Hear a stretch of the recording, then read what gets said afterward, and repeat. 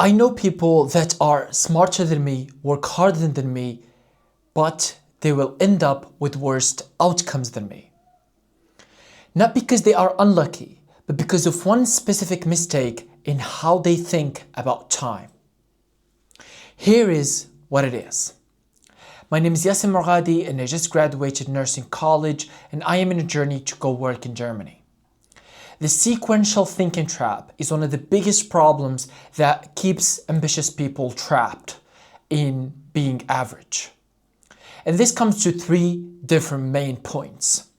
The first point is the sequential thinking. Most students think in straight line. Finish college, then apply for work, then study language, then go study and work in Germany. But really the main difference, or what makes the people succeed and what keeps you out of being average, is doing those back to back. Because that's what will gain you years. So instead of taking 6 years, it will take you 3. Now you are building a queue, which is a problem, when you should be building a parallel system. You have to be studying college while learning the language, while applying for work, while working on your visa to go to Germany. Which means you have to work on multiple tracks at the same time. Also, I have to mention that the real cost of sequential thinking is compound time. So let's say we have 3 main missions. Each one of them takes about 1 year. So we have 1 year, 1 year, 1 year. The sequential thinking gives you 3 years of work, of compound time. So you have the first year doing you're in college, the second year you're studying the language, and the third year applying and going for visa or going to Germany, working there.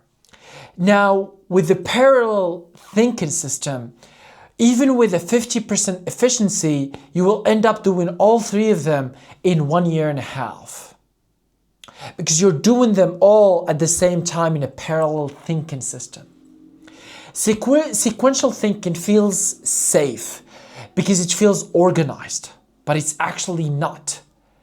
It's a reason, or at least it's a reason to delay what we have to do, or it's a reason to delay having the parallel system. What you have to do is start before feeling ready. All the people that get out from being average, that make it to the big stages, they act, they do what they have to do, even when they're not ready. So you have to start before feeling ready. Now the social, or the second point that is extremely important, is the social averaging problem. So the problem is that you unconsciously benchmark your ambition against the people that are immediately close to you. Whether that being everybody that's around you that aims for average, whether that being in college, in your family, in your neighborhood, in your city. You are not setting your own standards, but your environment is setting them for you, which is a big problem. You have to be the one who is setting your standards for you. And the problem with the environment setting them for you is that it's always going towards being average. Because everybody is average, which is not what you really want to be. The fix is a deliberate peer group design. So you have to choose the group that you are with, or your peers, you want to choose them.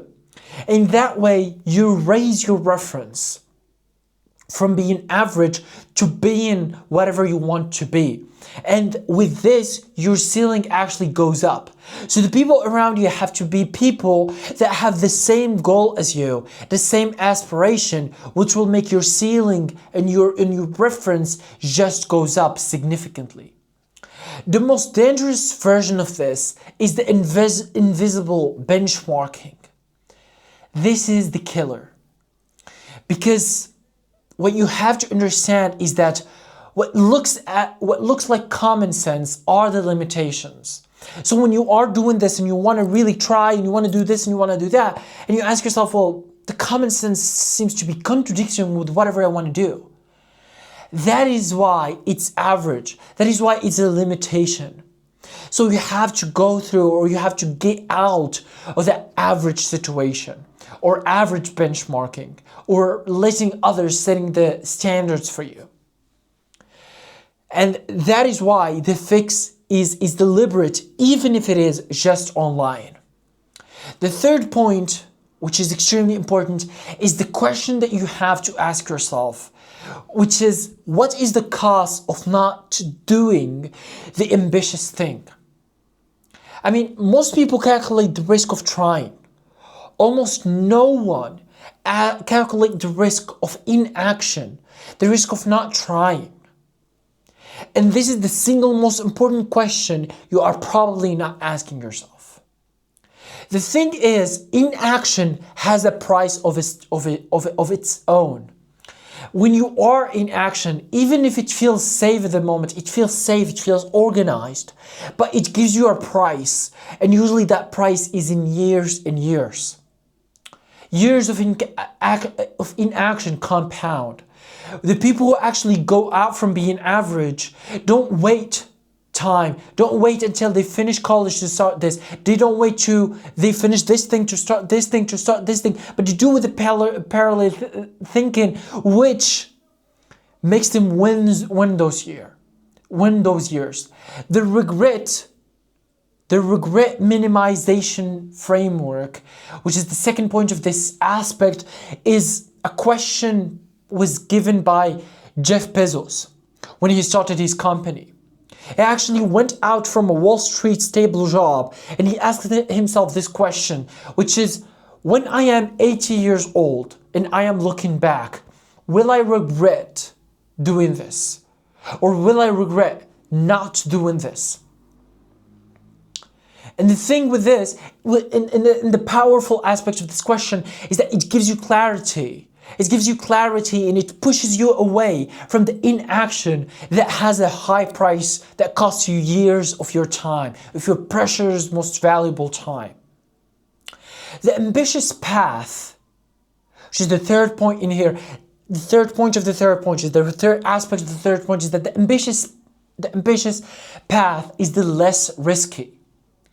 Everybody is calculating the risks of being ambitious, but nobody is calculating the risk of inaction, which just shows the point that being ambitious, going for your ambitious dreams, really trying, is actually the less risky option that you have.